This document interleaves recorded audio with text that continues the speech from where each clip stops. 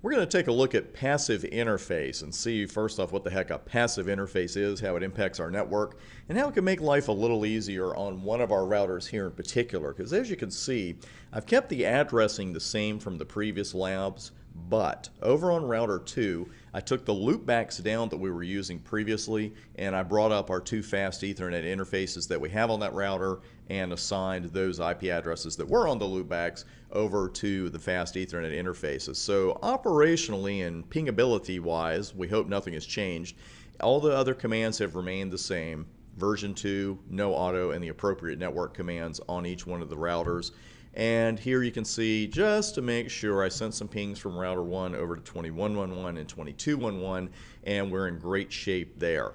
We're always looking to improve things a little bit though, and we got to watch that with a distance vector protocol, because as I've mentioned a couple of times, and you're going to hear it one more time, not only does RIP send a full routing update every single time it's time to send one, but it sends one pretty darn often. Remember the command that shows us how often that is?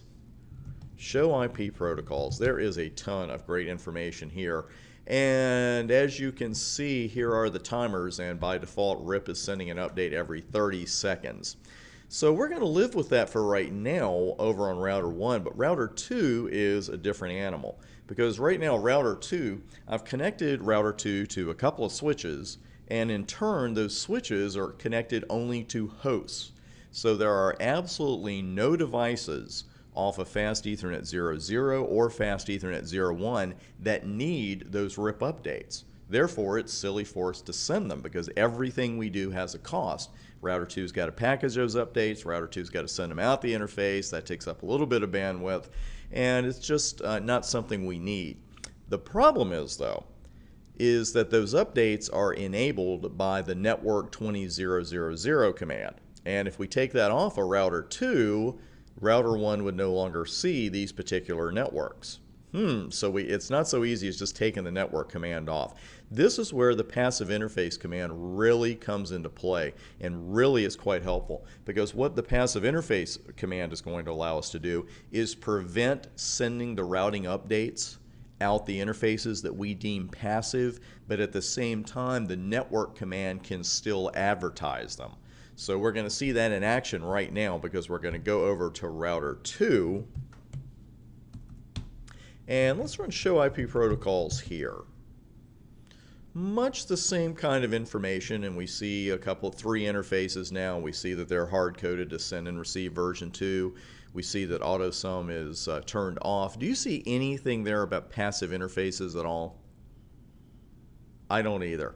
Let's hope that changes, because we're going to verify our passive interfaces with this command when we're done.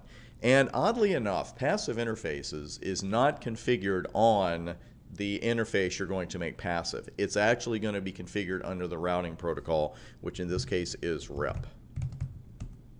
And let's run iOS help here, and you can see down near the bottom, passive interface, suppress routing updates on an interface. That's exactly what we want to do. And I'm going to blow your mind here in just a second when I run iOS help again and you see the many types of interfaces we can have. Don't worry, you're certainly not going to see all these on the CCENT or CCNA exams. And frankly, there are a couple here I still haven't worked with, and I've worked with a lot of interface types. So it's just giving you the full list here of possibilities on this router. It does not mean that you have some of these running on the router. Like cTunnel or dialer interface, we don't have any of those. It's just going to give you the full list of possibilities. Also notice at the very bottom, or next to the bottom, default, suppress routing updates on all interfaces. If I wanted to, I could use that option to make every interface on the router passive. And that's something you might not want to do, because of course in this case on router 2, the routing updates would no longer go up to router 1, and we go downhill from there. So you want to be selective about that. And let's see, let's go ahead and just put fast 01 here. Before we do that though, there was something else I wanted to show you. And that's with a debug, because we know theoretically those packets are going out, the fast Ethernet interfaces, but we want to see them. And let's go ahead and run a debug IP rip, and then our new best friend clear IP route asterisk. Cover your eyes, here comes the scrolling, but it will calm down here pretty quickly. And I'm just going to stop it pretty close to right there. I'm going to let it run here for a second. Okay. That's long enough. I think we've got enough to work with here.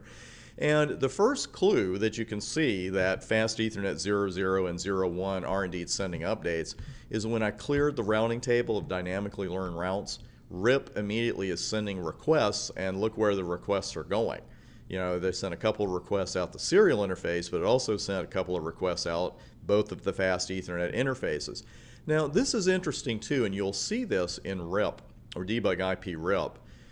We're actually kind of officially getting a packet from each one of those IP addresses. You know, notice it says ignored it because it was sourced from one of our router's local addresses. We'd like to get rid of that too. Passive interface will help us out with that. But you can also see where we're receiving the updates on the serial interfaces, and let's see.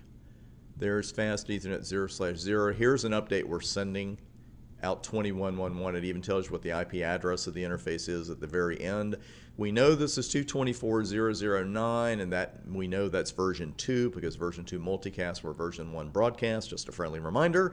And with Fast Ethernet 01.22.11. So we are definitely sending out updates of those at those Fast Ethernet interfaces. We're going to turn that off and then test connectivity and make sure router 1 can still get to those two networks. So now let's go back to router RIP, and we'll do a passive interface, fast 00, up arrow, backspace 1, done. So we just made those interfaces passive. That's all there is to it. So how are we going to verify that? You already know one way, and actually you know both ways. Let's run show IP protocols first. And now notice we have passive interface information. So when you don't have any interfaces that are passive on the router, show IP protocols isn't going to show you anything. It's not even going to have a blank field in there. But once you make some interfaces passive, it will indeed show here. We're also going to verify it with our debug. And we'll clear that routing table again. You never get tired of clearing that routing table with RIP. Might as well not, because you're going to be doing it for a long time. I'm going to let that run and see if some more updates come in. But notice first off here at the top, once we cleared it, notice we sent 2 requests out serial 1010, but no requests went out the Fast Ethernet interfaces.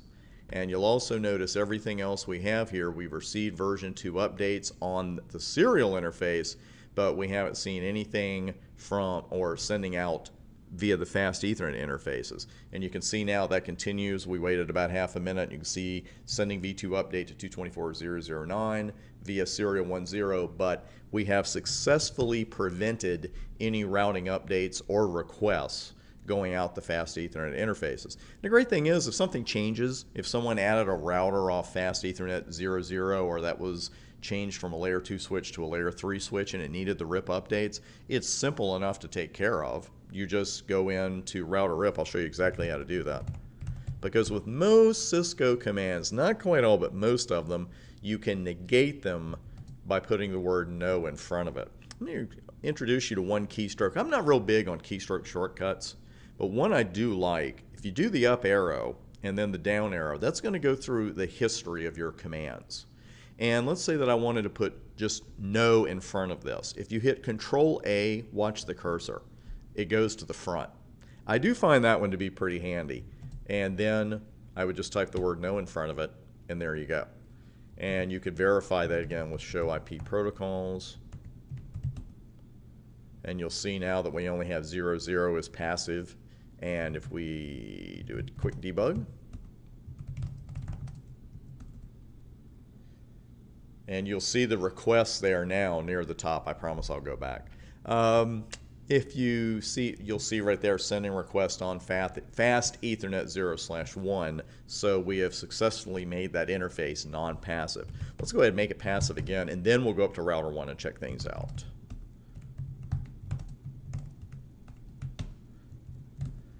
And that's all there is to it. And I'm going to clear the routing table here. Let's do a quick UAll there